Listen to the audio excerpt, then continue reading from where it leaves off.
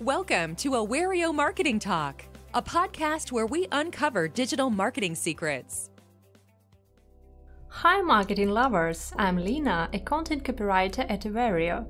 My co-host Anna is with me, and we have a special guest today, Sophie-Ann Bennett, an influencer marketing specialist. Hello girls. Hi. Hi. So Sophie, I have a question for you. Could you please tell us a bit more about your marketing experience and your area of expertise? Yeah, of course. So I kind of started out in the gambling industry, which kind of obviously moved me into a little bit more of my loving for gaming. Growing up, you can never really make a living out of gaming, but these days you actually can. So I would say that I've kind of moved into making a living out of something that I love. But obviously I've also always had a really big love for the creative industry. So being able to match these two together has just been a dream come true really for a job. As you probably have already guessed, we speak about influencer marketing today, and I believe many people understand how to market on Instagram or YouTube, but how's about something exotic like Twitch? It's a very big gaming community today with 30 million visitors per day. So I think that it's very interesting to speak about influencer marketing on this platform. So I think that Twitch is, as much as it's very well known in the gaming space, it is the perfect place for anybody to go and market on. It's such a free and open space and a really genuine platform at the same time. So I've worked with a lot of gaming brands on Twitch, whether that be a new mobile game, whether that be a new PC game, console. But we also work with a lot of consumer brands, a lot of non-endemic brands to the gaming industry. From energy drinks to even your specific snacks, so like different crisps and crackers and cookies. But we've also worked with the very elite, such as CBD oils and CBD sprays, which work hand in hand with the gaming audience, but they also work hand in hand with people who are on there to just chat. It really does open a whole new marketing playing field, really, for any kind of companies out there. Obviously, you can tailor to your brand values depending on what kind of influencers you want to work with. So whether you're quite a straight and narrow and to the point kind of client, or whether you're crazy out there, like a little bit of energy and boisterousness, you have it all on Twitch, which is also really good. Yeah, so there are about 8 million active channels on Twitch, and my question is how to find Twitch influencers at all for your brand? Yeah, so great question. Something that we always kind of look for is, obviously, I have a personal admiration for Twitch influencers anyway.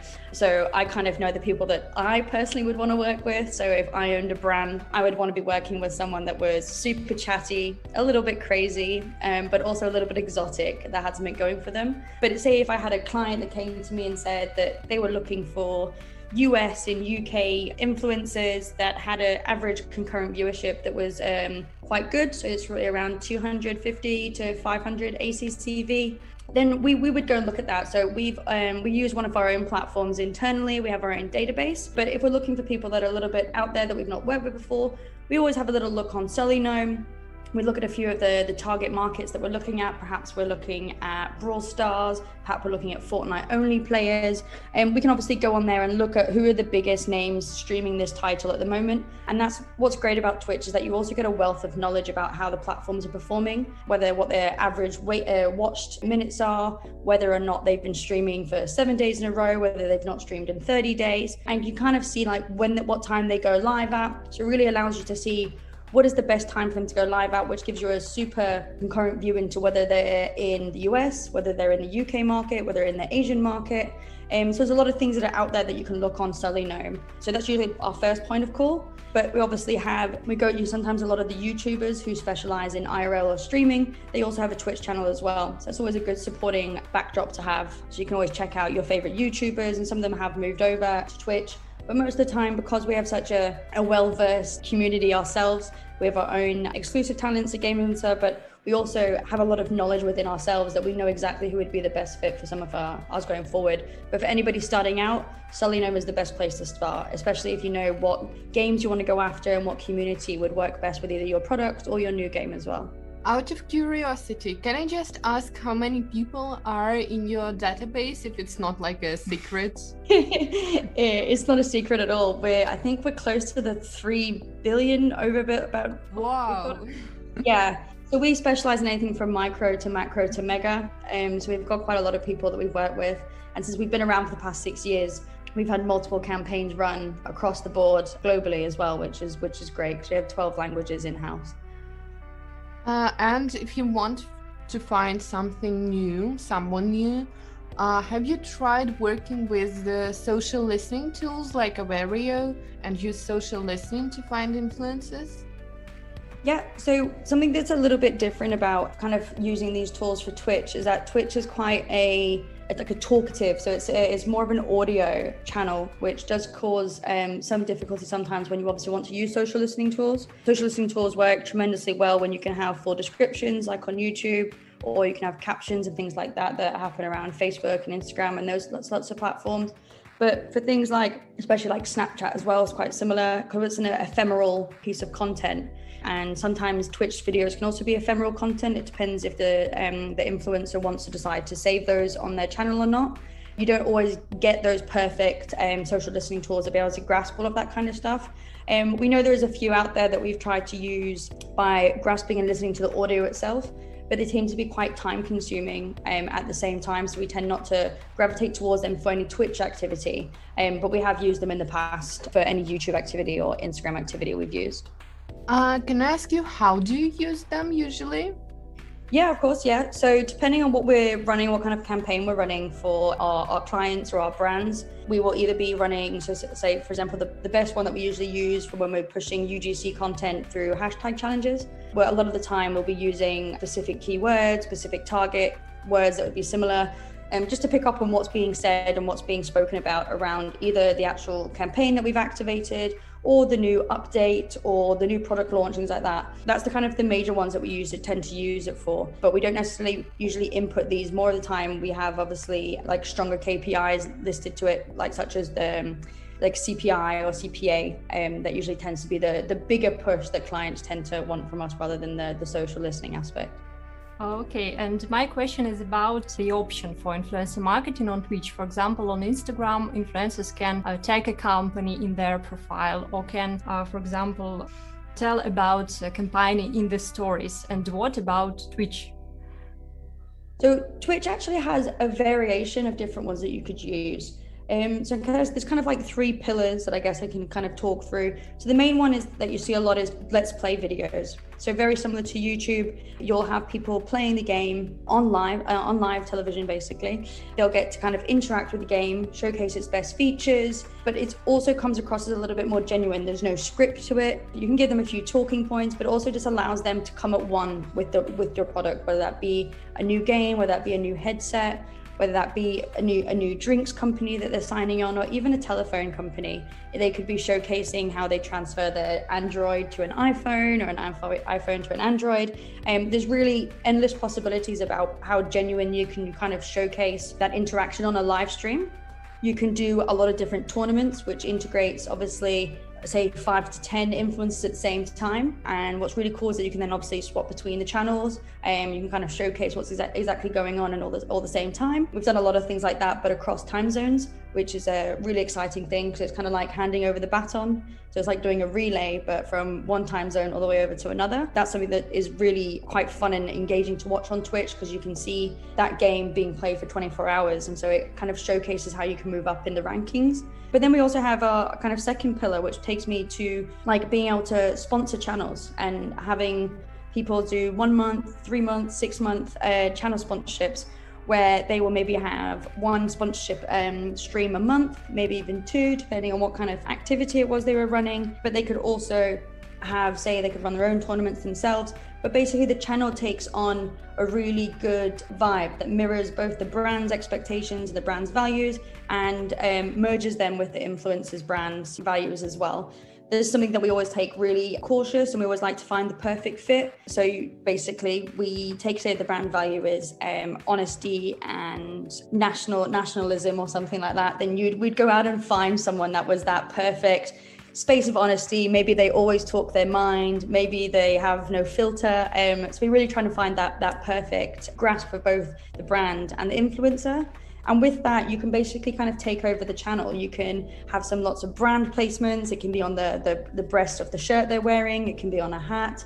It can be a sticker that's on their microphone. But then we can also have a lot of electronic ones. There's panels on Twitch below hand where you could have some codes that are linked to either maybe their Steam code, if it's for a game, or if it's for any vitamins or drinks, things like that. It could have some promotion codes that anybody can use that the influencer necessarily is still getting a little bit of money for, but also because they just believe in the product itself. That always comes in as quite a seamless fit for both the influencer and the brand. And with that, obviously, you can get chatbot links, get a rotating banner that's within the video live stream section as well. But also to the plain and simple ones, you can simply run ads on Twitch as well, which you do see quite a lot of the big people coming along. And obviously, notably, because it's owned by Amazon now, we do see obviously quite a lot of Amazon activity happening there as well. Obviously, notably Prime, Disney Plus is on there. They're getting a lot of activity. That's another simple way just to get on there, is using your ads on specific channels that work with you as well. And then obviously the major thing that obviously works better with influencer activity rather than just ads is that there's obviously the subscriptions. So a lot of people can sub to a channel, which allows them to watch ad free. So sometimes those ads, those traditional media ads, don't necessarily work, which is why it's always good to kind of partner up with an influencer on Twitch. So could you maybe give us a little example of a campaign you were involved with without giving away any secrets or breaking NDAs? Maybe you could tell us how you came up with creative decisions, what were they, and what were the results of this campaign? Yeah, of course. So I was lucky enough that I got to work on a recent mobile release called Erica Interactive. It's kind of like a little bit of a one of its kind out there. It allows you to play the game, but you're making the decisions of the protagonist as you go through the storyline. It's a little bit horror, a little bit jumpy, but the storyline is really solid. I will try and won't give it anyway. But it basically takes a young girl in the UK through the torment of what happened to her mother and where her father is. And she kind of ends up in a bit of a mental institution, and she kind of finds all these different characters. But you basically get to dictate where she goes and where she does it and things like that. So we got this brought to us, and it was an iOS only release, which is also already quite a segregated avenue to go down, especially in mobile. It's sometimes quite an expensive difference to Android. But we thought, how can we make this? It's obviously already such an engaging and interactive and fun game. What else can we do for it that would make it a little bit better? The first 15 minutes of the game were free, and there was 2 hours and 45 minutes of gameplay in total. And so we thought it's going to be released in the UK, in the US, and in Australia. So what is our best actions here? So we created a Twitch initiative that would allow the influencer to play the game, but for their audience to make the decisions for them. So we kind of took the power from the influencer and gave it to their community, which then made the community want to know what was going to happen next as well. So we had a fantastic constant viewership for all of the people that went live. I think in the end, we had 8 guys go live. We had over a million viewers overall. And we even then took some of the content that we created on Twitch and ran it on TikTok as well. And just to see if it would work. So obviously it was a mobile first initiative, to see if that would pick up. And people obviously that had seen some of the activity running on Twitch obviously connected with the fact that it was now on a different platform and performed really well. So that was also nice to see that we could take that content from Twitch itself and a native Twitch piece of content, because it was still in the same size, and run that on TikTok and see how that worked a little bit. We obviously saw that there was a lot of organic uplift here. We notably saw that there was a lot of people clicking the links and getting downloaded, but obviously because it was mobile first, and most people watching on Twitch would be obviously sometimes watching on their desktop or watching on their mobile where they can't access the chat sometimes. So we kind of overcame this by including QR codes within it. So people, if they were watching on their desktop, all they had to do was pick up their phone, scan the QR code, and they got taken to the iOS app store where they could download Erica and start playing alongside the influencer. We saw one influencer actually went through the entire game in one hole, and then she began the entire thing all over again because she wanted to know because there's 6 different endings, and she was so intrigued that she basically asked her community, like, are you guys going to stick with me for another 3 hours? Let's do this.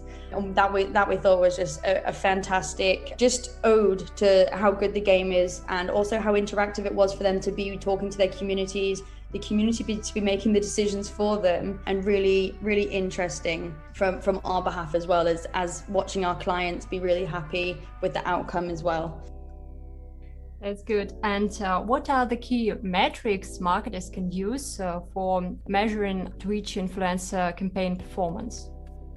Yeah, of course. So obviously it's a live streaming platform. So you want to know how many eyes that live stream's getting. There's obviously unique viewers, and there's your average viewership that's happening at the same time. So your ACCV, that's kind of the main one you want to pick your channels up based on, the ACCV, so you know exactly how many people are watching at one given time. But you'd also like to see that if these people have their videos open, that people are coming back to watch these as well. So the total amount of people that have viewed the video at the end of your campaign is also a great metric. But with like any Twitch influencer campaign, you need to keep your eye on the organic uplift that's happening around it. As I said, obviously some of the user journeys can sometimes be a little bit disrupted if it's not a PC or Steam, sometimes even console you can get around to purchasing, and that's quite an easy user journey. Obviously mobile sometimes does cause some difficulty, but similar with like consumer products such as drinks and things like that, if you can go straight to the website, the user journey is really seamless. But we would like to see that sometimes people are watching on their phone and typing into their computers, or the opposite way around. So just keeping an eye on your organic traffic, your organic uplift, whether that be for installs, purchases, any sort of the code being used outside of the tracking link that you may have created. That's always good to keep an eye on those specific things. Thanks for all these tricks and tips. So I have one last question. I know that many brands want to build long-term relationships with influencers, and it's quite a common case that an influencer keeps coming back to a brand once again. And I wonder if it's a typical practice on Twitch, and is it possible even how it's done usually? And is there any difference between like Twitch influencers and Facebook or Instagram influencers?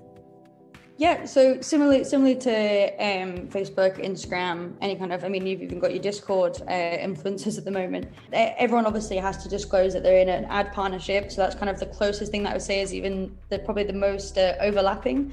Other than that, it's similar in the way that they can be ambassadors, that they can promote the brand, they can promote the client, but in a way it always comes across a little bit more genuine. I find when you're on Twitch, because it's live, because there's that slight more genuine interaction with say that the drink that they're having, or if they're wearing a specific piece of clothing, or if they're actually just enjoying playing the game itself. These things are obviously quite hard to fake when you're talking to your community, and your community can kind of see through it.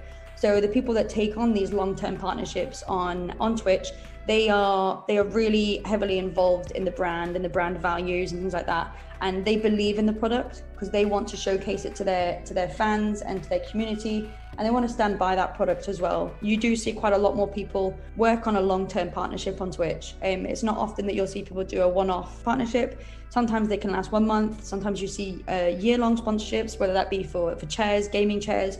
You see a huge amount of people doing long-term sponsorships, such as Logitech, Skullcandy, all these kind of people that do headphones and such.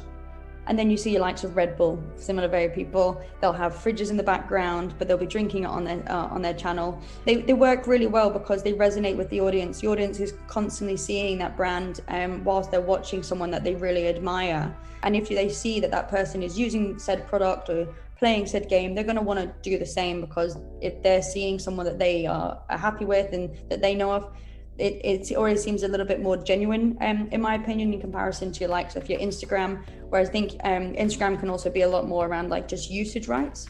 Kind of see people doing content that kind of just slots into X, Y, and Z, and kind of you can see that they've been scripted sometimes and kind of been molded to say certain things. Whereas Twitch kind of gives a little bit more freedom to the influencer from the client side and from the brand side, due to the fact that you can't actually script it because it is live, and with live content, anything can go wrong really.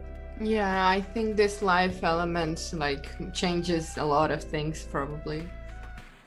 Yes, okay, it seems we have discussed the most important things about Twitch influencer marketing. So let's list the key points for new buyers who want to start marketing on Twitch, like 1, 2, 3. Yeah, perfect. So I'd say that the main key points for influencer marketing on Twitch is you've got to be genuine about it. So you need to find that perfect jigsaw piece, I would say. Some influencers are jigsaw pieces for multiple brands. Some influencers are jigsaw piece for just one sole brand. So it's just knowing that you're connecting with the perfect agency, whether it be an agency, whether it's a perfect manager, just to know that your brand is going to be represented in the exact same way that you would want it to be presented by yourself. Number 2, I would say don't pay attention too much to the geography that you're targeting.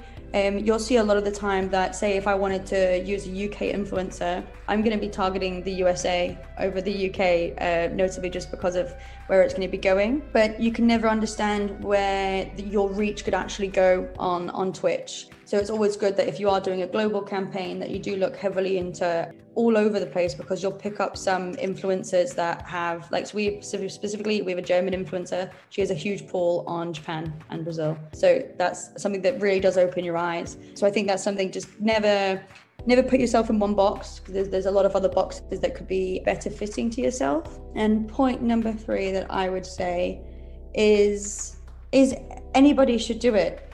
Everybody should try it once. It's something that I know it's heavily gamified, and I know that's sometimes an audience and a community that some people are scared to get involved with, but the purchasing power of the community on Twitch is tenfold. You'd really be missing out if you didn't give it a shot and look into it. And I think that's something that a lot of companies are now coming around to understanding, and people are starting to put some eggs in the Twitch basket. And I think as time goes on, a lot more people will be definitely putting their eggs in their Twitch basket. So if people listen to this podcast and decide that they finally want to try marketing on Twitch and want to find you and your agency, where can they do it on the internet? Yeah, of course. So you can connect with me on LinkedIn, Sophie-Ann Bennett, and then you can also just find us on gameinfluencer.com. We have a business inquiry connection on there, as well as a campaign quote connection on there, and they both come straight into my inbox. So I'd be happy to hear from anybody. We recently just won, last night, we won the Influencer Marketing Agency of the Year at the Pocket Gamer Awards for mobile games. So we're very happy, and that was from over 100 judges. So we're really looking forward to kind of expanding a little bit more. So look forward to hearing from some new clients. Thanks a lot. I hope we have convinced you guys that Twitch is a super handy platform for influencer marketing and marketing campaigns launching. I hope you will take advantage of Sophie's tips when you start on Twitch. Feel free to ask questions or write comments around this podcast topic on our various social pages. Goodbye and good luck with marketing on Twitch. Thank you for listening to Awario Marketing Talk. Hit the subscribe button if you are new to our talks. If you are a long-term listener, do not forget to like, comment, and share. Leave the questions down below if you want us to cover some specific topic. Stay tuned for our updates.